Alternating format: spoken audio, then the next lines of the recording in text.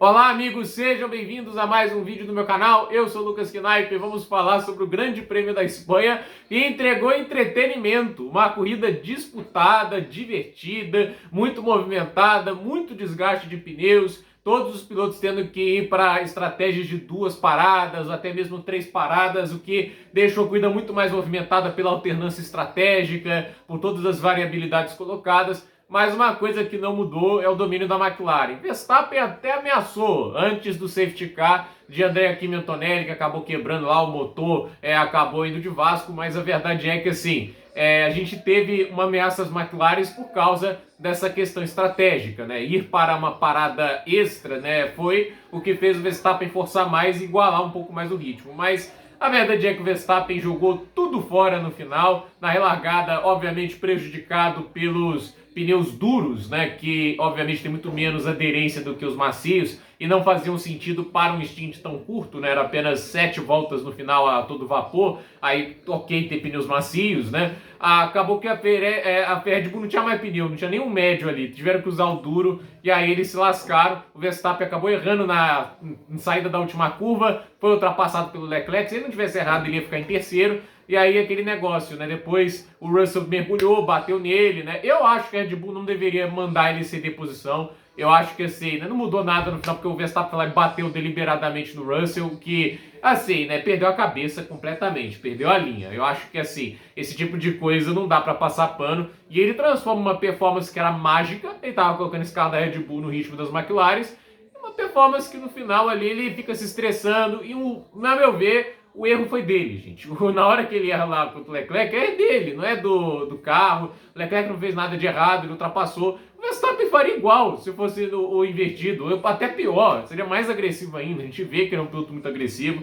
E assim, né, acabou jogando fora e sai com 1 ponto ao invés de 15, né? Então assim, realmente um erro assim, bobo demais por parte do Max Verstappen. E acredita aí que a gente vê uma corrida em que ele poderia sair com prejuízo de 10 pontos em relação às McLaren, o que fazer o que? É duro, mas 10 pontos ainda é menos do que levar 25 do Piastri, 18 do Norris. Agora a luta pelo título para o Verstappen começa a ficar muito mais difícil, né? Se antes ele estava ali maximizando os resultados, chegando sempre próximo, agora ele joga fora uma boa corrida, né? Jogou fora ali uma corrida que ele estava próximo. E aí vai depender de milagre agora, né? Tipo, agora a gente vai pro Canadá, né? O Canadá é uma pista que, teoricamente, é da McLaren. São curvas de baixa velocidade, retas que talvez aí a Red Bull possa beneficiar. Ok, Imola que tem uma característica não tão parecida, mas tem essas curvas de baixa, entende? A Red Bull foi muito bem. Mas ainda assim, acho difícil eles conseguirem nivelar o jogo. Então, assim, vamos ver o que vai acontecer.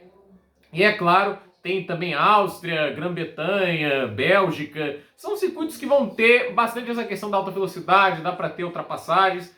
Mas fato é que assim, né, jogou fora um pódio e óbvio que a estratégia acabou virando a faca de 2 gumes, mas talvez era melhor, eu não sei, acho que não era melhor ter ficado na pista com os macios, porque eles já estavam virando na casa de 1 minuto e 20, mesmo com os duros ele estava virando 1,17, então os desgastes de pneus não ia permitir que ele mantesse a ponta e acho que ele seria escalado pelo grid ficando com os pneus mais usados. Mas a vitória foi do Piastri que, vamos ser sinceros, controlou a corrida desde o início, largou bem, o Norris largou mal, foi ultrapassado pelo Max, tentou seguir o Piastri e não conseguiu, e é isso, né? Tipo, a McLaren domina a Fórmula 1 no momento, tem um carro bem superior aos demais, muito mais versátil, dinâmico, e conseguiu essa belíssima vitória. E o Piastri chega à 5ª vitória dele no ano, e assim, uma vitória merecida, dominou o fim de semana e domina a corrida também, não foi ameaçado na vitória em nenhum momento, mal ameaça, eu uso dizer, era até mais o Verstappen que o Norris para fazer algo diferente na estratégia.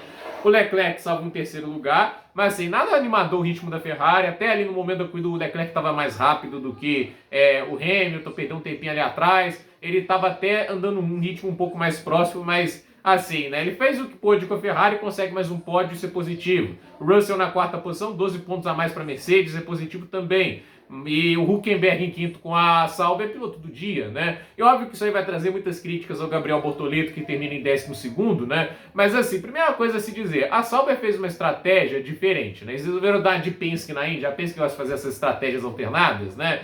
Assim, a primeira Penske só faz isso quando os pilotos estão muito dispersos na pista, né? Eles não fazem, ou estão muito atrás, eles arriscam mais. Mas assim, fazer isso aqui não faz sentido estender a parada tanto com os pneus macios, porque não deu certo para ninguém. O Lawson, que também estendeu a parada, foi em 11º. O Ocon, que estendeu a parada, foi em 16º, entende? Foi uma faca de dois gumes, né? Que assim, né? Tipo, você ter ali a ideia de ter os pneus mais novos depois, né? Não deu tão certo, né? Eu acho que a crítica que eu posso fazer ao Bortoleto, e aí eu posso realmente falar, o ritmo de corrida dele não foi bom. É só isso que eu posso dizer, né? Realmente ele não andou rápido igual o Hülkenberg. O Hülkenberg saiu lá de trás, já passou na primeira volta ele, assim, no primeiro instinto já estava mais rápido, e era só mais um motivo para não estender a parada do Gabriel, porque se o Hülkenberg tá andando mais rápido, não é o Gabriel que vai estar no ritmo competitivo. Então a Sauber errou ali.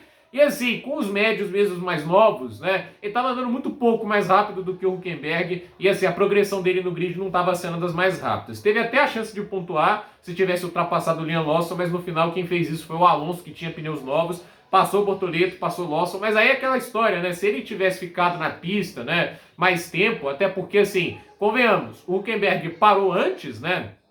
E colocou pneus, né? Na verdade já tinha parado, né? Agora que eu tô lembrando aqui, mas tinha margem também, né? Mas se tivesse seguido na pista, óbvio que não tem como saber como ia acontecer com o Antonelli ali, ele poderia ter segurado e acho que colocando os macios no final ele não teria tempo de recuperar tantas posições assim. Então, ficou ali em 12º, né? É decepcionante, ainda mais vendo o companheiro não só chegando em quinto, mas ele passou o Rajá e ele passou o Hamilton, né? E aí temos que falar de Lewis Hamilton, né? Porque olha, eu entendo todos os fãs do Hamilton ali, ainda acredito que ele vai dar a volta por cima na Ferrari, talvez dê, ele é um grande piloto, tudo isso, mas essa corrida dele aqui foi péssima, gente, não dá pra passar pano pra isso. Ele largou à frente do Leclerc, o Leclerc não demorou 3 voltas pra já estar pressionando ele, o Leclerc passou ele, começou a abrir mais de 6 décimos por volta, e no final da prova, com pneus novos, o Hamilton estava em igualdade de condições de pneus com o Hülkenberg, ele foi ultrapassado por uma Sauber. Ele não atacou o Verstappen de duros, então assim, ele termina em sexto, mas é um 7º lugar real de pista atrás de uma Sauber. Olha, não, sério mesmo, inadmissível para um heptacampeão mundial esse tipo de desempenho. Hadjar em 7º, fantástico desempenho com a Racing Bulls. 8º lugar para o Gasly, conseguiu salvar um bom desempenho aí para a Alpine, né? O Alonso na 9ª posição salva 2 pontos para Aston Martin, não tinha um super ritmo, mas o Alonso no final se aproveitou bem dos pneus macios. O Verstappen jogou fora os pontos que poderia ter sido um 5º lugar ali, 10 pontos, agora acaba ali em 10º, soma 1 ponto apenas. Liam Lawson em 11º, Bortoleto em 12º, Yuki Tsunoda em 11º, e detalhe aqui pro Yuki Tsunoda, né? Agora meu lado fã do Pérez exalta um pouquinho mais, né? Porque o Tsunoda termina até na mesma volta do Verstappen, que ele foi permitido recuperar a volta. O Tsunoda, ele estava andando em certo momento da prova, ele colocou pneus macios novos, né? Para tentar dar uma escalada no pelotão, né? Ele estava andando 1,5 segundos mais lento que o Verstappen de médios, né? Eu me lembro quando eu penso o torcedor do Twitter, tava lá esbravejando, com nojo, que absurdo, o Pérez está ali, né? Eu me lembro do circuito da Holanda, né? Que assim, acho que o tempo de volta era até mais alto, mesmo sendo mais travado, o circuito bem mais difícil e técnico, né? Olha só, levando 4 a 3 décimos toda a volta do Verstappen, como pode uma equipe estar em tal situação de desequilíbrio, né? E assim, eu vou falar a verdade, tá me fazendo admirar mais o Pérez no aspecto de que assim, lá no Japão, ele tava andando quase no mesmo ritmo do Verstappen, entende? Tem algumas corridas que ele tava lá, andando mais atrás, né? Mas assim, não levava uns 18 segundos lá na Itália e já estava sendo xingado. E eu queria ver esse mesmo nível de xingamento, porque o Verstappen levou 10 segundos e ainda terminou 7 segundos à frente do Tsunoda, né? O Tsunoda levou uma volta em ritmo puro, né? Que assim, é um negócio, numa pista que dá para ultrapassar, numa pista que dá para movimentar. O Hülkenberg não saiu de 16º para 5º, ele não tinha uma Sauber, né? Ele tem uma Red Bull. Ele tem uma Red Bull na mão, entende, né? Ele largou de médio e não estava aproveitando a vantagem de estar com os médios, porque não passava ninguém, né? O Pérez, quando ele era, tipo assim, largava lá de trás e chegava, por exemplo, na Hungria no passado, ele largou, acho que 16º, na verdade, em último, né? Eu não sei, e chegou em 7º, né? E foi criticado do mesmo jeito.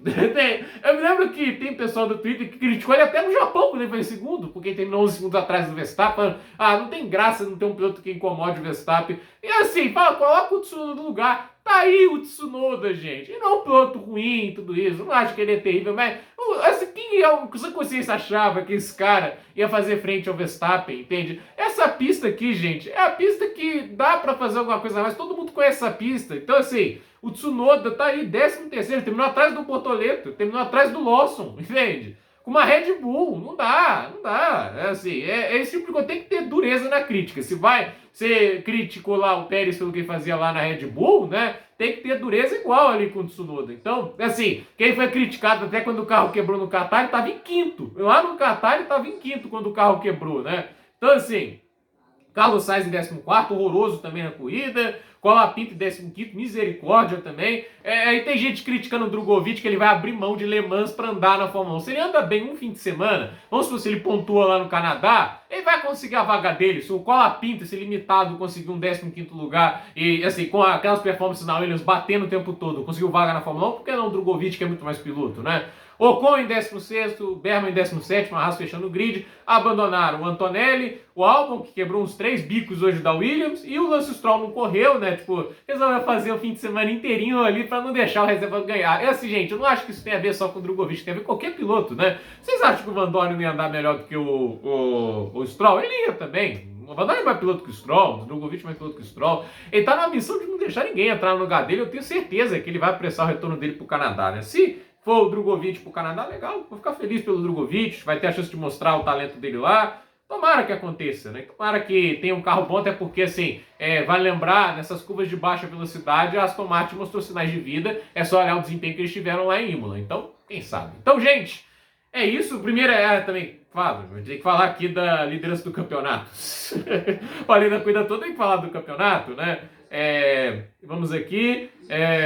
Acho que eu me excedi aqui um pouquinho sobre o meu rage, né? Dessa questão da Red Bull. O Piastri é o líder do campeonato com 186 pontos, 10 de vantagem para o Norris com 176, Verstappen agora 137, 49 pontos atrás, Russell 111 pontos é o quarto, Leclerc é o quinto com 94, o Hamilton é o sexto com 71, Antonelli é o sétimo com 48, Alexander Albon é o oitavo com 42, Hadjar é o nono com 21, Ocon é o décimo com 20, Hülkenberg é o 11º com 16, Stroll é o 12º com 14, Sainz em 13º com 12, Pierre Gasly em 14º com 11, Tsunoda em 15º com 10, o Berman em 16º com 6, Lawson em 17º com 4, o Alonso em 18º com 2, Bortoleto em 19º com 0, o Durham e o Colapinto também estão zerados. No Mundial de Construtores, a Red Bull caiu para o quarto lugar com esse resultado. McLaren tem 362 é primeiro, Ferrari é segundo com 165, por incrível que pareça a Ferrari está ali em segundo, né?